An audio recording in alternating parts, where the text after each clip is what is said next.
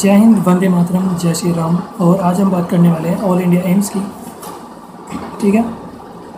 और सबसे बड़ी बात है, आज हम देखेंगे कि 2014 के बाद से प्रधानमंत्री मोदी जी ने जो अनाउंस किया था 14 एम्स बनवाने के लिए, उनमें से कितने बनकर तैयार हुए हैं।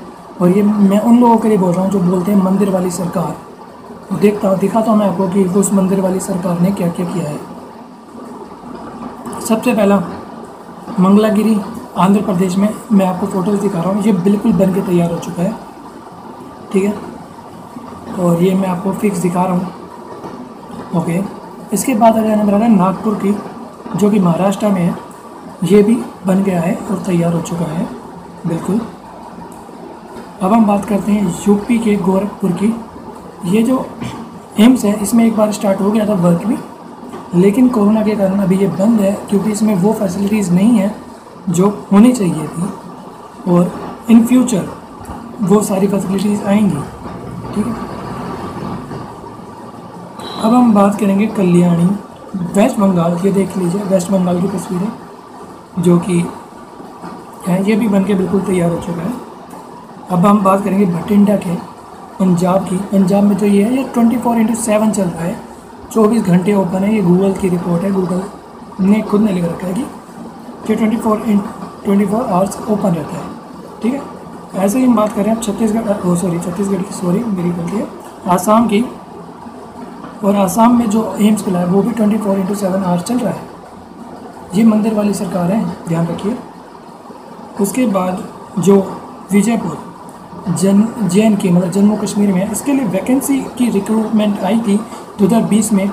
उसकी मुझे पिक्स अच्छे से नहीं मिली, पर इसलिए मैं इसमें कुछ बिल्कुल साफ नहीं होगी। लेकिन अगर इसमें वैकेंसीज इन्होंने दी है, तो वैकेंसीज अगर दे रहे हैं तो ऑब्वियसली बन के तैयार हो गया होगा।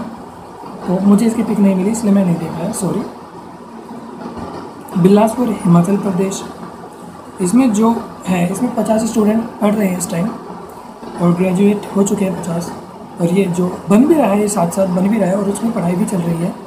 तो ये पूरी तरीके से नहीं बना है, मतलब तो बनेगा बहुत जल्दी। अब बात कर रहे हैं तमिलनाडु के मदुरई की। इसमें भी बन गया है, लेकिन स्टार्ट नहीं हुआ है, मतलब थोड़ा सा ही काम बाकी है, जो एक आधे साल में ये भी बन के तैयार हो जाएगा। अब दरभंगा बिहार अभी तक नहीं बना है, चल रहा है काम। कुछ बाहर की फ़ोटोज़ तो हैं इसमें, लेकिन इसकी कोई इसमें अभी कंस्ट्रक्शन चल रहा है। और अभी इसमें कहा है कि अगले 4 साल लग जाएंगे इसको बनने में, जो कि बहुत अफसोस की बात है। पर फिर भी हम दिखा रहे हैं आपको, जिसमें वादा किया है कि 4 साल में बन के तैयार हो जाएगा, लेकिन अभी नहीं बना है। ठीक है। झारखंड में जो बना है, ये बिल्कुल इसमें देख रखा है कि ये उन 6 एम्स में से जो 2019 में मतलब स्टार्ट हो गए थे काम करना, और ये भी ऑलमोस्ट स्टार्ट हो चुका है। ये भी स्टार्ट हो चुका है मतलब काम करना, और ये गूगल की विकीपीडिया में दे रखा है। अब बात कर रहे हैं जो राजकोट गुजरात, जो कि अभी बन के तो तैयार हो चुका है, लेकिन इसमें काम सून है, तो जल्दी ये भी स्टार्ट हो जाएगा। तेलंगाना काम स्टार्ट हो चुका है। और सबसे बड़ी मज़े की बात मैं बताने वाला हूँ आपको, हरियाणा, इसमें अभी तक नहीं बनाई है। और मज़े की बात देखिए, इसमें क्यों नहीं बनाई, क्योंकि वहाँ के लोगों ने ज़मीन देने से मना कर दिया यार। पहली बार, मतलब देखिए ना, कि लोगों ने मना कर दिया कि ये जो ज़मीन है हम नहीं देंगे। और फिर जो दूसरे विलेज वाले थे, उन्होंने ऑफ़र ज़्यादा करी, मतलब ये एक विलेज वालों ने तो उतनी ज़मीन देने से मना कर दिया जितनी उनको देनी चाहिए थी, 176 के आसपास एक और। लेकिन जब उन्होंने मना किया, तो दूसरे पास के पड़ोस के गाँव वालों ने 300 एकड़ से ज़्यादा के ऑफ़र भी दिया। तो लोग प्रोटेस्ट भी कर रहे हैं कि मत बनाओ यहाँ पर, लेकिन और उन्होंने ऑफ़र भी दिया है। तो जल्दी इस पर भी काम स्टार्ट हो जाएगा। और क्योंकि इसमें देख लीजिए कैसा मामला होता है, और इस देश में आप मंदिर बनवा सकते हैं आसानी से, लेकिन हॉस्पिटल बनवाने में थोड़ा सा दिक्कत आ रही है। लेकिन मैं आपसे, ये तो मैंने अभी आपको आंकड़े दिए हैं, लेकिन अब मैं बात करूँगा एक सीरियस टॉपिक पर। तो अब मैं आपसे एक बिल्कुल सीरियस टॉपिक पे बात करने वाला हूँ। सबसे पहली बात देखिए, इस देश में मंदिर बनाना बहुत आसान है, और प्रोटेस्ट करना बहुत आसान है, चीज़ों को तोड़ना बहुत आसान है, और आग लगाना तो उससे भी ज़्यादा आसान है, और सड़कों को महीनों के लिए जाम करना तो बहुत ही ज़्यादा आसान है। लेकिन हॉस्पिटल बनवाना मुश्किल है। पता है क्यों? मैं आपको एक बात बताता हूँ। क्या आपने कभी किसी सरकार को इसलिए वोट दिया है कि वो हॉस्पिटल आपके लिए बनवाए? नहीं दिया। लो देखिए, पद्मावत नाम की एक मूवी आई, उसके लिए करणी सेना ने पूरे काफ़ी जगह आग लगा दी उसके कुछ सीन हटवाने के लिए। मूवी के सीन हटवाने के लिए अपने देश के में कई लोगों के घर तोड़ दिए, सिनेमा हाउस तोड़ दिए, मॉल तोड़ दिए। ठीक है, जाट आंदोलन में रेल की पटरियां तोड़ दी, घरों में आग लगा दी, बसों में आग लगा दी। किस लिए? क्योंकि उनको आरक्षण चाहिए था। गुर्जर आंदोलन में सड़कें जाम, रेल की पटरियां जाम, क्या क्या होता है? क्यों? क्योंकि आरक्षण चाहिए था। तो जब आप वोट ही आरक्षण के लिए दे रहे हो और आप सरकारी वो चुन रहे हो जो आपको आरक्षण दे, या आप काम ही वो करवाना चाहते हो कि मूवीज़ के सीन हटवाना, तो आपको हॉस्पिटल बनवा के कौन देगा? क्योंकि आपने कभी हॉस्पिटल के लिए मांगा ही नहीं। अच्छा, मैं एक चीज़ और बताना चाहता हूँ। केरल में ऑक्सीजन प्लांट्स लगे, वहाँ की स्टेट गवर्नमेंट को बहुत वाहवाही मिली। असम में प्लांट लगे, वहाँ की गवर्नमेंट को, स्टेट गवर्नमेंट को वाहवाही मिली। मुंबई के जो डिपार्टमेंट था उन्होंने बहुत अच्छा काम किया, वहाँ के मुंबई के डिपार्टमेंट को बहुत ही अच्छी, हेल्थ डिपार्टमेंट को बहुत वाहवाही मिली। लेकिन जब राजस्थान में सिर्फ एक ही ऑक्सीजन प्लांट है तो उसके लिए केंद्र जिम्मेदार क्यों है? या हरियाणा में या फिर दिल्ली में वो केंद्र क्यों जिम्मेदार है? मुझे एक बात समझ नहीं आती है कि केरल में अगर अच्छा काम होता है तो वहाँ की स्टेट गवर्नमेंट जिम्मेदार है, मतलब क्रेडिट लेती है, लेकिन राजस्थान या और कहीं पे आप सेंटर को दोष देते हो। ये दोगलापन क्यों है? जब वहाँ की स्टेट में गवर्नमेंट कर सकते थे, यहाँ की स्टेट गवर्नमेंट को भी करना चाहिए।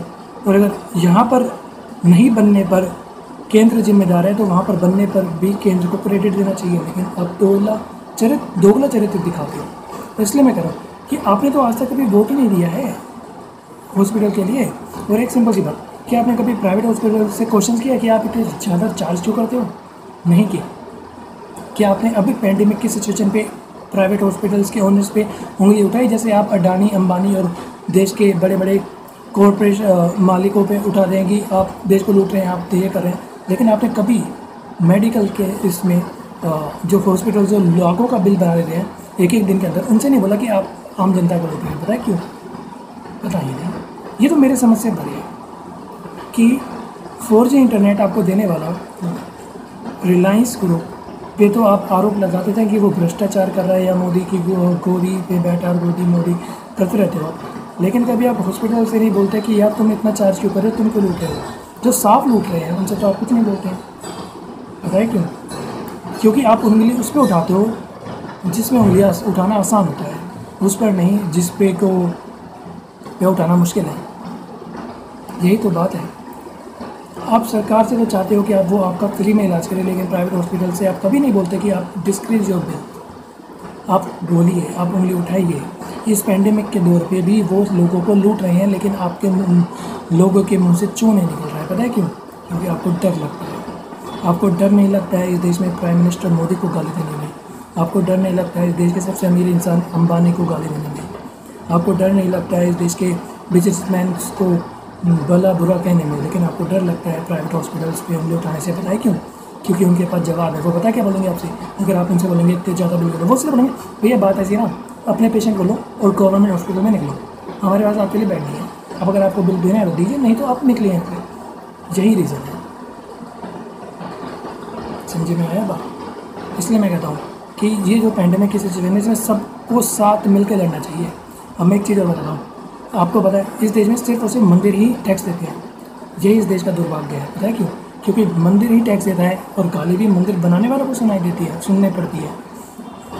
तिलक लगाने वालों को तो आप गाली दे देते हो, लेकिन मस्जिद वालों से आप बोलेंगे कि वो टैक्स क्यों नहीं भरते हैं, जबकि मस्जिद के मौलानाओं की को गवर्नमेंट सैलरी पे कर रही है कई कई राज्यों में। तो गवर्नमेंट जो मौलाना मस्जिद में काम कर रहा है उसको तो गवर्नमेंट सैलरी दे रही है, मंदिर के पुजारी को तो गवर्नमेंट सैलरी नहीं दे रही है। लेकिन टैक्स आप मंदिर से ले रहे हो और टैक्स आप नहीं ले रहे किससे? मस्जिद से, लेकिन सैलरी आप उसको दे रहे हो। थोड़ा सा समझ के बाहर है। बुरा तो लगेगा लोगों को, लग गया तो भैया हमें क्या फ़र्क पड़ता है, आपको लगे तो लगे। लेकिन बात तो सच है, सच को सुनने के लिए हिम्मत चाहिए होती है, हर किसी से सुना नहीं जाता है। और यही रीज़न है कि आप मोदी को गाली दे सकते हो क्योंकि फ्रीडम ऑफ एक्सप्रेशन है, पर आप प्राइवेट। और एक और बात, अब देखिए आम आदमी का आम आदमी पार्टी जो है उनका एक विधायक पड़ गया है इमरान हुसैन, जिसने को ऐसी ने फटकार लगाई है कि तुमने ऑक्सीजन सिलेंडर छुपा रखे थे और वो उसकी कालाबाजारी कर रहा था। कांग्रेस का एक नेता विपेंद्र और विजेंद्र के forget type really forget sorry forget name, और उसके पास 50 से ज़्यादा ऑक्सीजन सिलेंडर बरामद हुए। खान चाचा का एक रेस्टोरेंट है जिसके जिनका रिलेशन है केजरीवाल साहब के साथ, उनके पास काफ़ी सारे ऑक्सीजन और इंक्स की चीज़ें मिली है। तो और एक और बात, मेडिकल के जो छोटे छोटे स्टोर्स होते हैं वो भी तो लूट ही रहे हैं। ऑक्सीजन चेक करने वाली मशीनों को जिसकी कीमत 500 से 800 रुपये होती है वो आप 3-3 हज़ार रुपये में बेच रहे हो, और फिर आप कहते हो कि मोदी चोर है, फिर आप कहते हो अंबानी चोर है। वो अंबानी चोर है जिन्हें आपको आपके लिए ऑक्सीजन दे रहा है, फ्री में ऑक्सीजन दे रहा है, वो तो चोर है। लेकिन वो मेडिकल वाला जो आपको 10 रुपये की चीज़ 50 रुपये में बेच रहा है, या 500 रुपये का एक ऑक्सीजन मापने वाली जो मशीन है उसको 3,000 में बेच रहा है, वो चोर नहीं है, वो तो भला मानुस है। जय हिंद, वंदे मातरम, जय श्री राम। ने जो बोला है उस बात को गौर करिए और अपनी गिरबान पे झाँक के देखिए, क्या आप जो कर रहे हैं इस देश में वो सही है। आरक्षण के नाम पर वोट मांगना बंद कीजिए और आरक्षण के नाम पर वोट देना बंद कीजिए। अगर आपको हॉस्पिटल चाहिए तो हॉस्पिटल के लिए वोट दीजिए, ठीक है। समझ में आई होगी मेरी बात। और किसी को अगर ये बात बुरी लगे मेरी तो लग जाए, मुझे कोई फ़र्क नहीं पड़ता है।